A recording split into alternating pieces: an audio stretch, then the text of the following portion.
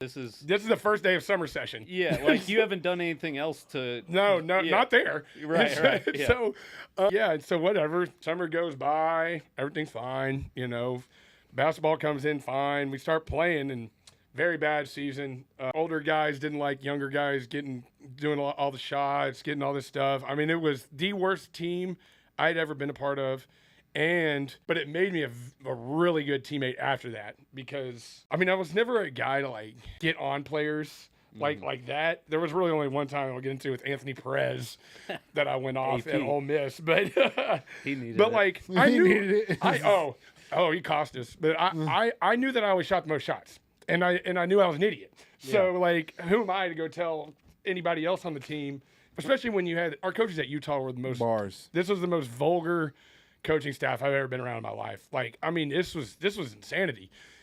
Our whole team transferred. Yeah. So, and back when it wasn't normal for everyone had to sit out that next year, and so it was like it was crazy because of how they were just so good, and then it just fell off. But that year it was Kawhi beat me out for freshman of the year. He was at San Diego State. He deserved it. Sometimes I don't give people credit where I think they deserve, but he deserved it. He double. They were really good. And then a lot of times people ask me, who's the best player I ever played against, and it was Jimmer Fredette. We played at BYU. Jimmer dropped 37 on us. Jeez, I dude. probably watched that game. I've never eye shaking. There's been a couple big shots where you're like, oh man, everything just shook. It happened at least 10 times that game. Jeez. I'd never. Y'all played at BYU? Yeah, Utah BYU. Yeah. It's the rivalry now, and yeah. I dropped a guy after that. I kind of gave him a little back slap. I got ejected, suspended, but whatever. I couldn't hear. I've never. BYU is the best basketball environment you can play in college basketball. There are 20,000 people, insanely loud. I've never seen the shakes how I saw it that day, and it was Jimmer Fredette. Like watching Jimmer Fredette. Yeah. I've never been so excited to just get punked. Dude, greatest thing ever. I'm like, and then then as time's gone on, and it's like that was legendary right there. And that's crazy. Freshman year, you're getting Jimmer Fredette, because I feel like y'all kind of have a similar persona now of like the cult legend basketball guy that's a white dude that gets buckets. That was my introduction into college basketball was Jimmer Fredette, bro. Like that was my first time. Bro, like, I couldn't Jimmy. believe. I was Jimmy. I was doing that shit, bro, because of Jimmer Fredette, bro. His jumper used to make me like. I used to practice his jumper. His little fucking just.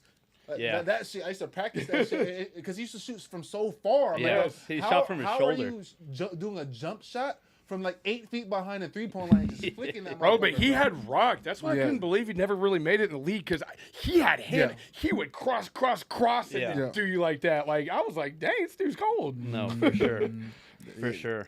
That was a time. That was a time. Yeah, that Mountain West Conference was really good. UNLV, New Mexico, BYU, and San Diego State were all top 10 teams. So in the country. At this time period, have you started picking up this? Guys, hold on real quick. I just want to say this real quick. As I was doing my research for this podcast episode, the word that popped out at least 82 times was the word polarizing. Polarizing. Had this already started by freshman year? Were you in the tabloids yet? Were they talking about you? Had what did it also say? Something mania. Marshall mania. Had that started yet? No, not really. Outside, in Dallas, like in high school and stuff, but like that was different. But like, no, not at Utah. Not really like that. Like people just kind of were like, oh, this kind of freshman wild guy that's shooting and talking noise, knocking the guy out, stuff like that. And that was pretty much it, though. It wasn't too. My buddies were always texting me like, we never thought the first time we'd see you on ESPN was when I hit the guy from BYU. Nothing for on the court, though. On the court play at that point. That's actually hilarious. That is. So Utah doesn't work out. Now you're getting recruited the second of 4 times, I guess. Yeah. What is that like? Obviously, you get back to Texas, but you're not close to home or anything. Well, I wanted to go to Arizona. Okay. And what people don't understand about when you transfer, this is the craziest thing about how I was, one of the words you might have seen was villainized. For sure. Yes, I did. I was incredibly villainized for wanting to transfer out of Utah, which is hilarious now because anybody that has a good year in the Mountain West this year, they're gone. They're gone in the Power 5. And what I should have done, granted it would have been illegal, if I could go back and do it again, I should have made them an offer that they could have paid me to stay at Utah. I should have done that. because my dad's so classy. My dad would never, he weeded out. I mean, all that kind of stuff. Like I wasn't, which is kind of weird because some things I was doing off the court, I had a little business mindset, I guess we'll call it. And so I was like, I should have been like, hey, y'all can pay me a bunch of money and I'll stay. But I didn't. I was so ready. I was ready to get out of there that day when I'm flipping the ball up and down the hill. And then to just see how everything was going, I was like, okay, but never affected my play on the court. And so, but I wanted to go to Arizona. And back then when you transferred, this is the process. First off, your coach. You go to first as the coach. Blocks me from every high major D1. Next step is go to athletic director, which blocks you from every high major D1. The third step, that your final appeal to transfer is like a group of 9, I guess, university employees, and it's kind of like a court case almost. Essentially, I wind up getting blocked from everywhere on the West Coast because Utah was then going to move into the Pac-10 at the time. And so I'm like, well, that's Arizona. Yeah. So now I'm kind of like shit out of luck. And then, Texas Tech calls me. Pat Knight it's Chris Beard, coincidentally, now head coach at Ole Miss. Chris Beard gives me a call, and he's like, hey, we're taking you at Texas Tech. And so back then when you had to transfer, you had to sit out a year. Well, Tech was the perfect situation for me to go to because they had 8 seniors and the rest were freshmen. And there was like one big dude that was a junior, but it was perfect. I was like, oh, cool. So like they're all going to be gone. And so what I didn't realize was that, and this is what now when I was coaching or even when I'm helping kids that are trying to get recruited, and I'm like, yo, look at the coach's situation. It was the last year of his contract. They hadn't made the tournament. It was kind of like our team at Ole Miss. Yeah. It was that last year. It was all in or bye-bye. Yeah. I didn't know that. I just saw the roster set up, and I was like, okay, cool.